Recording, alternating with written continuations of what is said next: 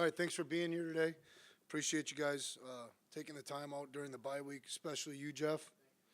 It's awesome. I'm excited, though, for real, to have our three coordinators get an opportunity to talk with you guys, answer any questions they may have. This week that we're in, is a bye week. I've talked a lot about it the last 3 or 4 weeks, but it's a balance between self-scout and getting ready for a really good Missouri state team, okay? So our coaches are balancing self-scouting, game planning. Everyone in the program, this week, including the players, has to leverage and cultivate the ability to create an edge versus our opponent that's coming up on November 16th. We've got to have good urgency with that, but at the same time, the objectives of the bye week are to rest, relax, reset, and refocus. With all that being in mind, I think that we have a championship-type level game. I've been very I've been impressed by Missouri State, specifically the pass game concepts, the way the quarterback plays. They protect them. There's multiple play-action type concepts and protections that we're going to have to deal with.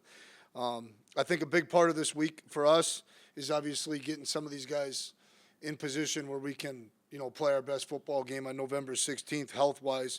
We want to be brilliant at the basics in all three phases. We have room for improvement there. And then obviously recruiting for our full-time coaches and myself is at the forefront later this week, getting out to see a lot of guys that have advanced in the playoffs. With that, look forward to answering a few questions. Health-wise, where are you at, Tim, that you evaluated after the UNI game? Yeah, I think the first thing I'll point out is some guys that just truly, fifth and sixth year guys that have played a lot of ball. Mason Miller comes to mind, Gray Zabel. Gray has been just battling a little bit of a shoulder deal. It'd be really good to get him back to full speed. I think Lashaka's really laid it on the line, not only in games with the increased repetition, but also at practice. Wirtz, inside backer, he missed a week there, but he could use some time. Makai Collins is a little bit battling some tendonitis in his knee, and I think the Mozart brothers have been consistent in this program for a long time, have been banged up. And then Raja Nelson, I think this is going to be a really good week for us to kind of push, then pull back, push and pull back and really manage him moving forward. And then I'm excited about, I think Cam's been at 100% capability, but let's just get him over the threshold where it's not even a concern. And then we will get back Oscar in some activities here this week. MP will be back working in. He's going to need to knock off some rust. Afaro, he'll be back. And then the one guy coming out of the game that's I just would label him as questionable with a finger. Now it's a pretty significant finger, is Duffy. We'll see how long, can he get the clearance to play in this game coming up. But I think outside of the guys that we won't get back, we have a chance to really get fresh here. Recruiting a little bit. Just what has it been like to see? I mean, you've had like 40 recruits roughly the last however many games. Just what's it been like for you to see the environments and everything just on game days? It's huge, and the response has been huge, and it's been a combination of I've been really impressed with our committed kids getting back up here. And I almost just did, but I can't say any specifics, but balancing some official visits lately with the committed kids, and then the 26 group is, hey, listen, Jamison Brown and Pat Lilly have done a really good job of getting some guys invited under the radar. And now once they're here and they're taking the pictures, then they're open for a game. But I've kind of gone away from this big graphic thing of as far as, hey, NDSU knows about you, the rest of the world can go recruit you as well. I've been really pleased with that. And then the environments, all 3 or 4 that have been big recruiting days for us, Northern Iowa, UND, and SDSU, it makes a difference. That's impressive to a kid. People want to play where it matters. Is Nesky going to do anything this week? Yeah, so we'll ramp up just the running progression still, and I know you guys are eager to find out, does he get with Kramer for change of direction and patterns, and that's what I'm most eager about. He took a big step forward last week, just being able to get out, I would call it 75, 80% stride, but there was some yardage to that. There wasn't just, 1040s or something. I mean, he's progressing in the right direction. It's just, again, it's going to be managing the swelling, and then how fast can we get him with Jim to where we got explosive movements, change of direction, the things that a football player has to do on a play-to-play basis. touched on it, but with the bye week, just what's the plan here in terms of practicing and staying sharp, but also getting some guys a little bit more rest? Kind of a spiders, get out there, move, introduce the game plan with extended meetings today, but 15 periods today, 18 periods on Wednesday. We'll come back with a heavy 20 period practice on Thursday with some pads on. And then we're going to come in really early on Friday morning. And anybody that's shown the maturity level of experienced player that's taking business in the classroom, taking control of that, their house is in order, they're free to go. And we'll bring them back on Sunday. Anybody that's got class conflicts, that's working through being a better student, will be required to be here. And Jim Kramer's got a nice little plan to how to manage that. This gauntlet here, you've played 10 straight games. Just, where you're at 9-1. Just can you evaluate what your football team is at right now? Yeah, there's some real key stats in some areas that we need to improve in, but the third down conversion rate that's leading to 239 first downs offensively, really pleased with that. And it's right, we're coming at people with really good balance. I don't know if it's like the exact vision that I had, but capturing this balance, run and pass, and then being able to do what we've done the last 2 or 3 weeks without quarterback run game, that's been such a big part of what we've done, I think is kind of, that's kind of impressive, to me, to just get through and weather some of these storms. 4th and 1 and 4th and 2 is a lot easier with +1 run game than it is just, kind of turning and handing it off. Really pleased with the defense as far as points per game. And then red zone defense, we're clicking off a good number there. And I think the hidden thing in all this is just the emphasis that we put on special teams, the leaders of our special teams units. Joe has done a really good job, but we're first nationally in kickoff. And that has a lot to do with Eli. But I like where our coverage people are in defeating blocks.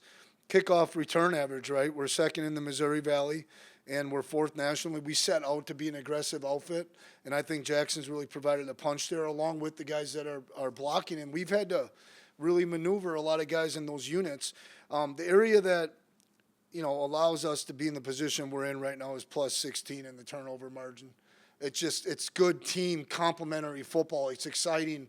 It's awesome to see the support when the defense gets a takeaway. I know the defense appreciates, time of possession and not turning it over and not putting them in bad positions. That's why I felt so terribly about the 4th and 1. When people have to go the long, hard way right now, it's difficult on them. I think we need to improve. Our net punt number will never come back, okay, with the 3 big plays that we've given up. But we've got to continue to improve the punt team because we can't have blood in the water. We don't want to be inviting a bunch of crazy exotic pressures. We want to make sure that we're sound and solid. With that, what do you kind of want to see from your team, through the next couple of games as you head into the playoffs now? Yeah, I'll take this one more, guys. Honestly, just if they stay on the track that they're on as far as being together and together tough, but we have never lost the idea of wanting to be competitive daily and improvement driven. I just, all these areas, if we can improve 1 to 2% moving forward, I like where we're at talent-wise. I like where we're at still depth-wise.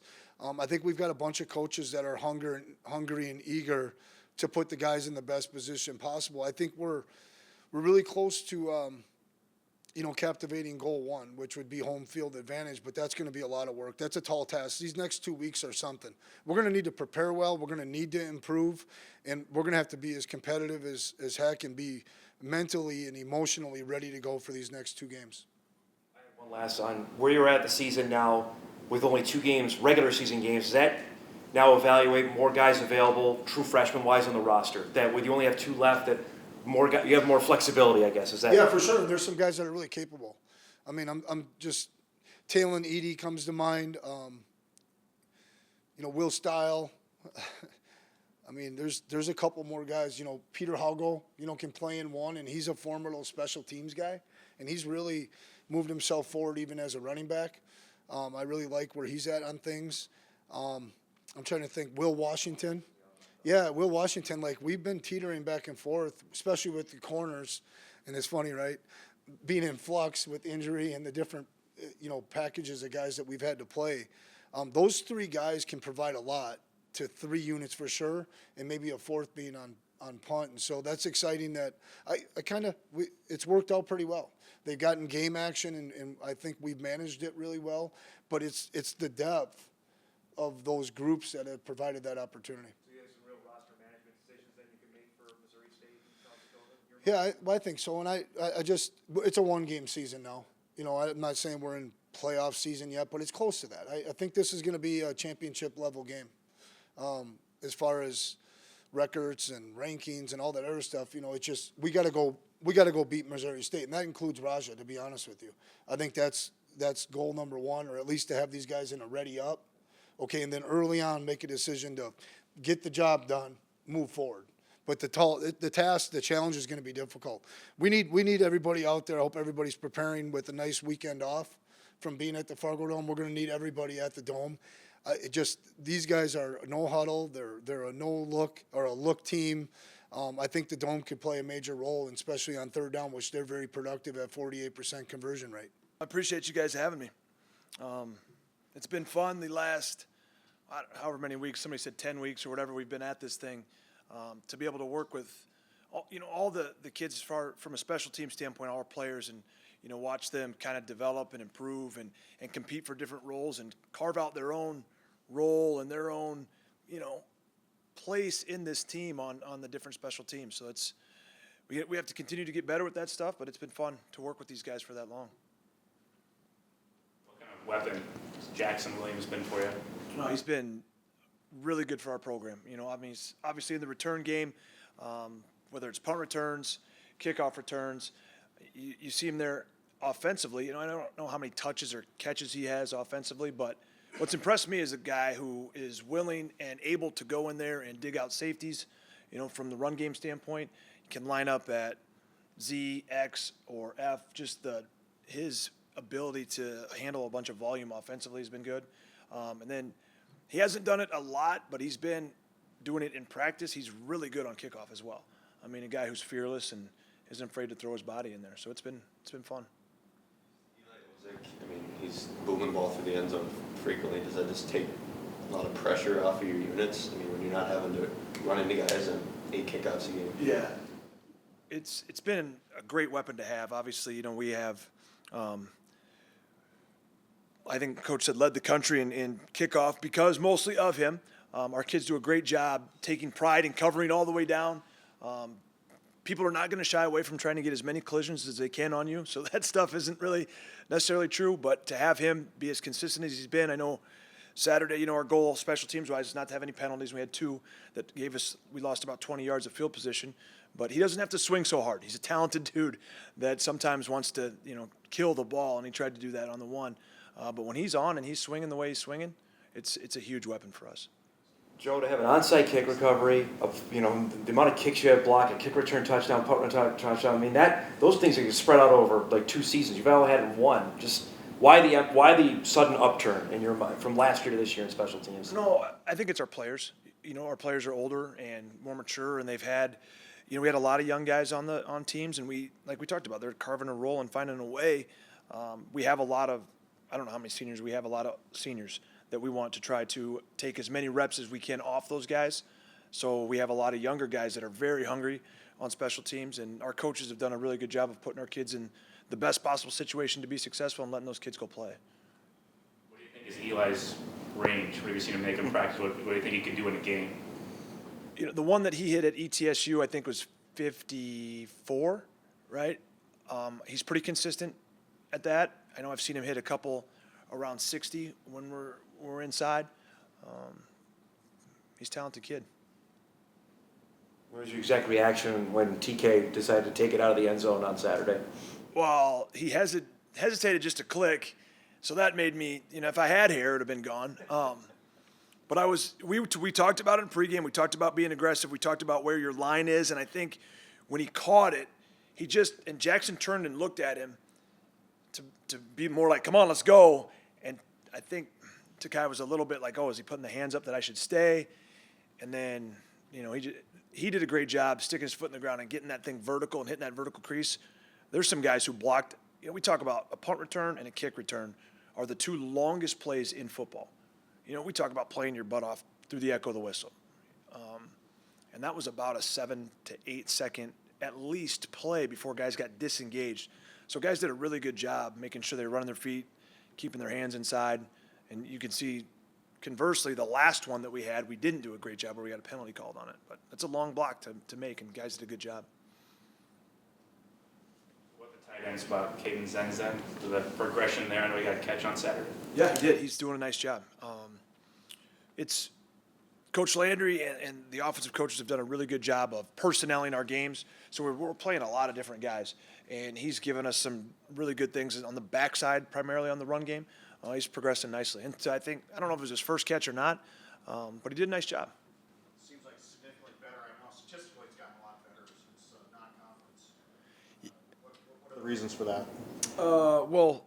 First and foremost, I think that we've simplified a couple things. There's a couple of things schematically that I got to take some ownership on as far as just the game plan and what we decided to do in certain situations.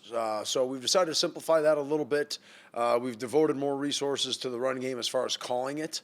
So anyway, I'm really pleased with that. I think that we've simplified up front. We've made the linebackers and the safeties. We've made their job a little bit easier as far as finding their gaps and hitting their fits. So all those things have helped a ton. And then on top of it, I think we've just continued to improve. You talk about what Coach Polasek had to say. Our guys are getting better every single week. And unfortunately, we've had some injuries that have really subtracted from the overall unit. But there's a reason that we practice the way that we do and we develop the way that we do. So I'm really fired up that we've got two new safeties that we weren't expecting to start this year that are playing really well. So give those guys credit, give Coach Kleiman credit. We've got a transfer corner that's come in and played a lot of football. We've got a freshman cornerback that's been injured a little bit but is playing really at a high level. So you look at a lot of those factors, and we've just continued to get better and improve. So sometimes you make a game plan tweak, and sometimes your players just keep getting better. And overall, I would say a little bit of both. 91 and a half yards rushing defense in 6 conference games. Is that a stat you can live with? Absolutely. I think anytime you're under 100, that's pretty darn good. And I think anytime, in today's day and age of college football, especially with quarterback scramble and those things, if you can realistically keep a team under 150, I think that's pretty darn good. We've won the national championship and been about 130. I still look back at South Dakota State. I know that they had a lot of rushing yards against us. Well, a lot of those were quarterback scrambles, and I know they hit the one big one. But when you're able to truly feel like you shut down a team's base down game plan as far as running the football with their true running backs, and you make a team one-dimensional, you got a chance to play really well. So anyway, we've been doing that, and we got to keep taking advantage of it in the back end.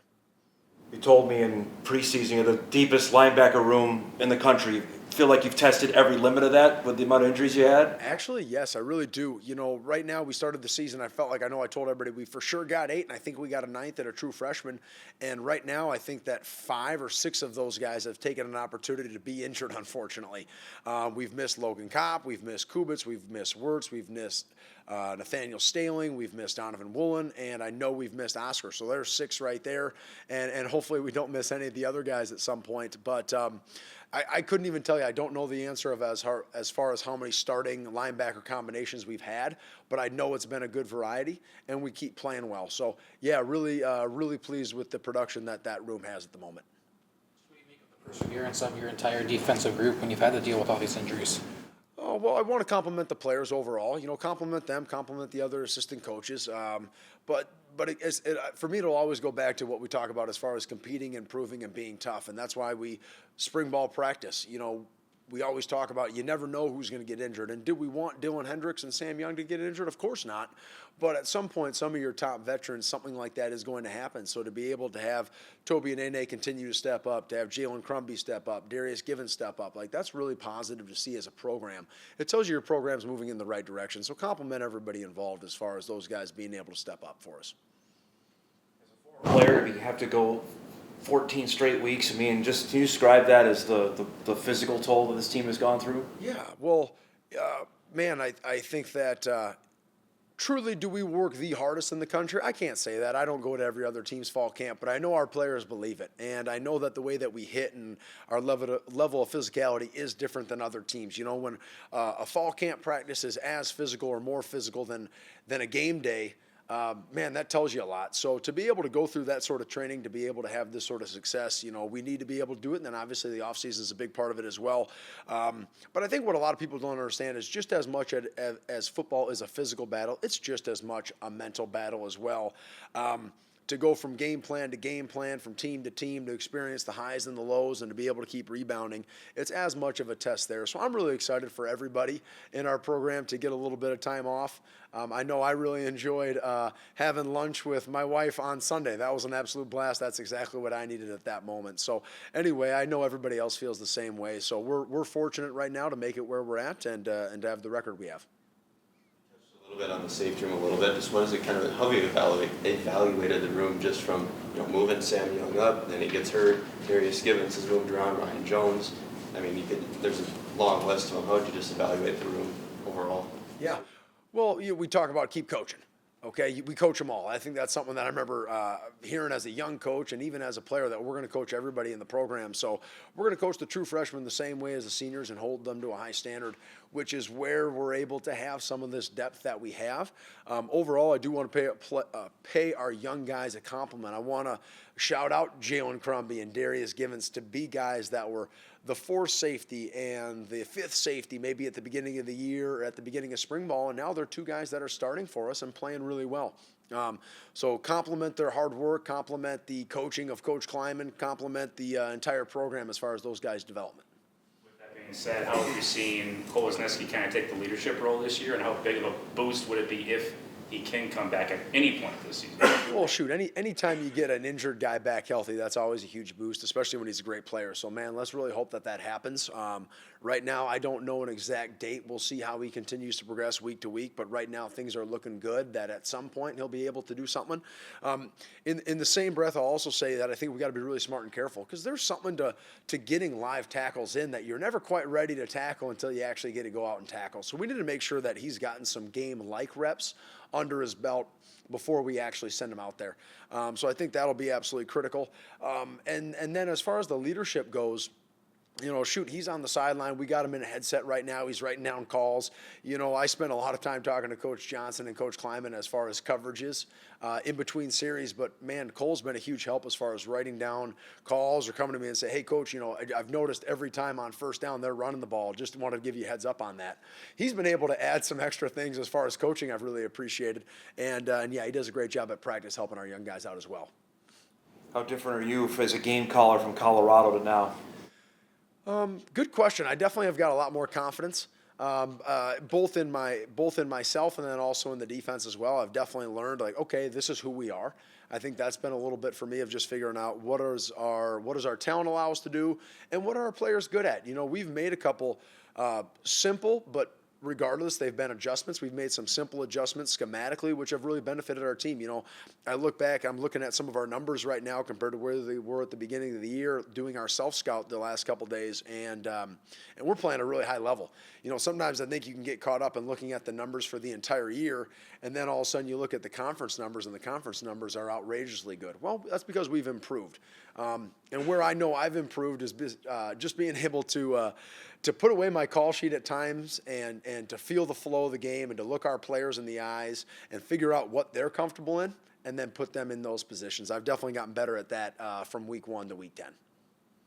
This is not a defensive staff that is per se new to Bison football. Obviously, you know, and Carlton and Devin Kleiman have been around it for a long time, but all like first year positions as D coordinator, Devin first year position coach Johnson. So what is like a guy like Nick Gazer, who has 15 years, then added to the defensive staff in that aspect?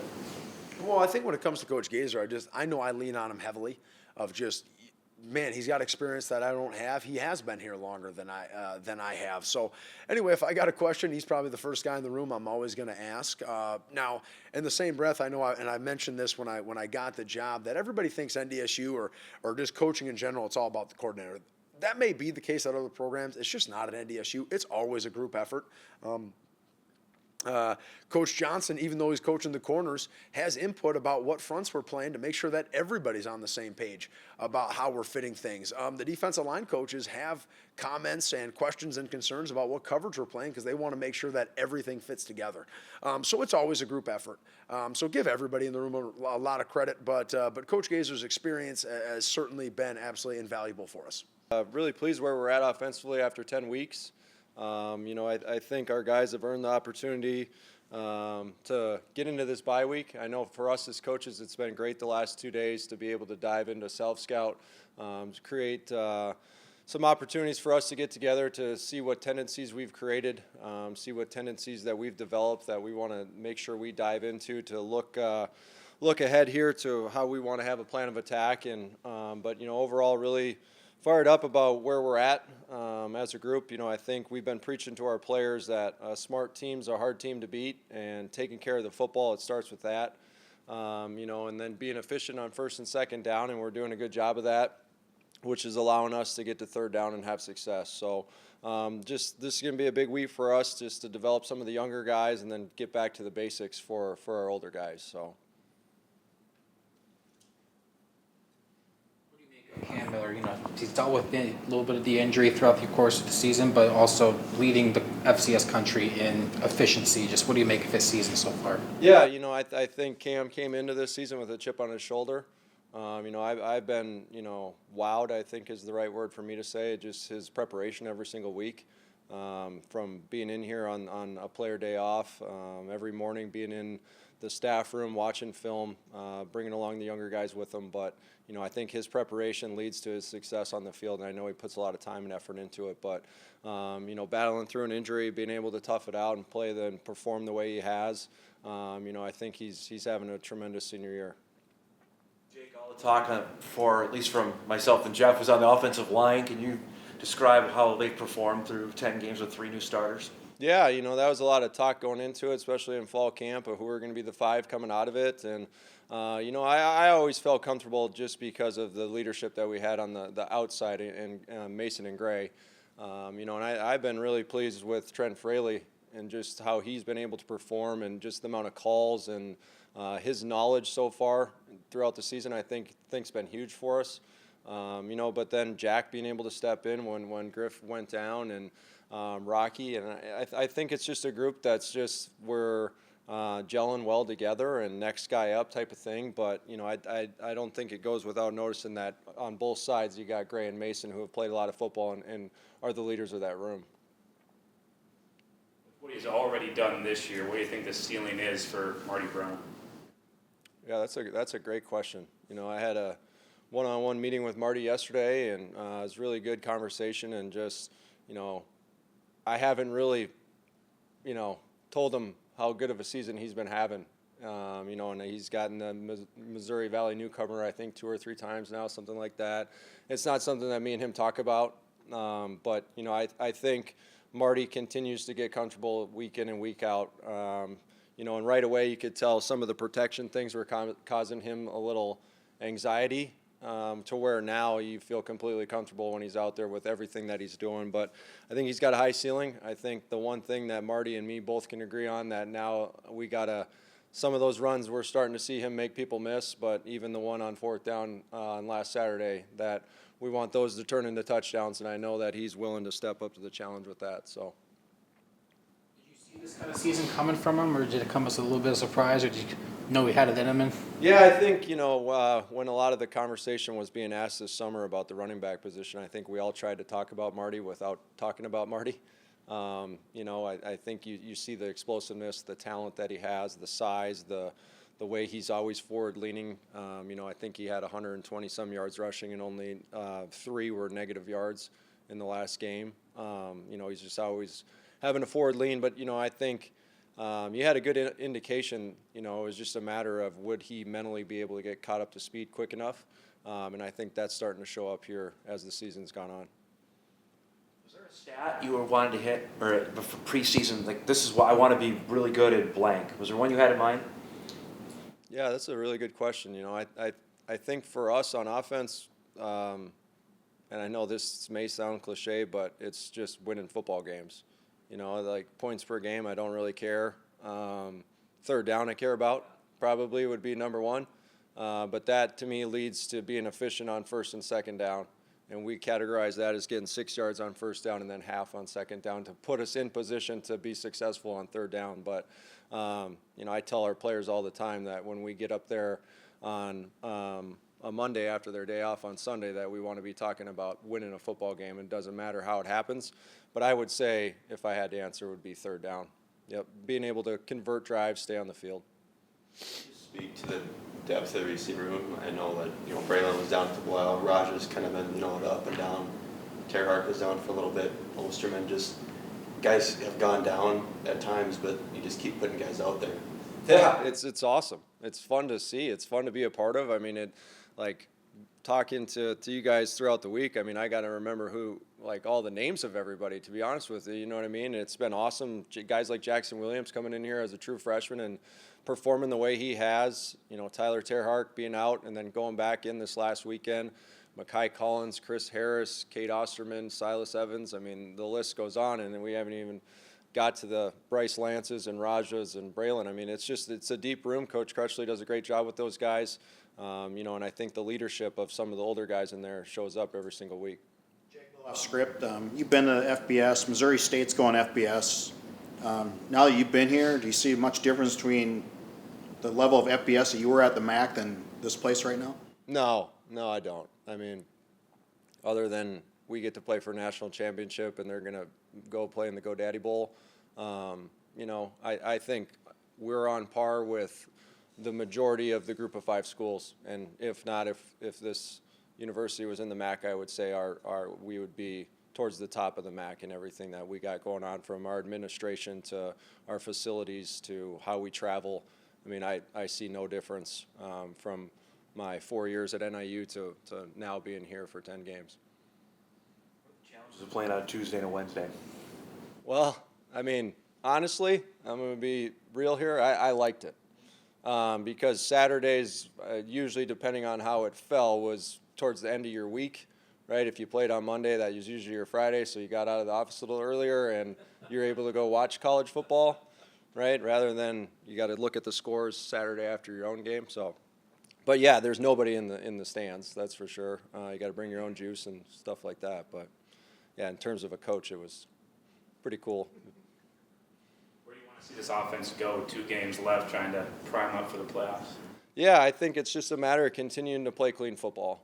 That we preach that all the time, that taking care of the football, and I think it starts mentally being aware of how you carrying the football, how are you delivering the football, just everybody, all 11 guys on the field of playing clean ball, not putting our offense in bad situations. If we want to be efficient on first and second down, then we can't have to play ourselves. We got to play the opponent that we're playing. We don't want to beat ourselves in terms of penalties or turnovers. And, I think continuing to be explosive, we're always looking for 3 plays of over 20-plus yards. And those are things that we chart and we're trying to always get to. But I think it's just playing clean and being explosive are going to be big keys for us here down the stretch. Good?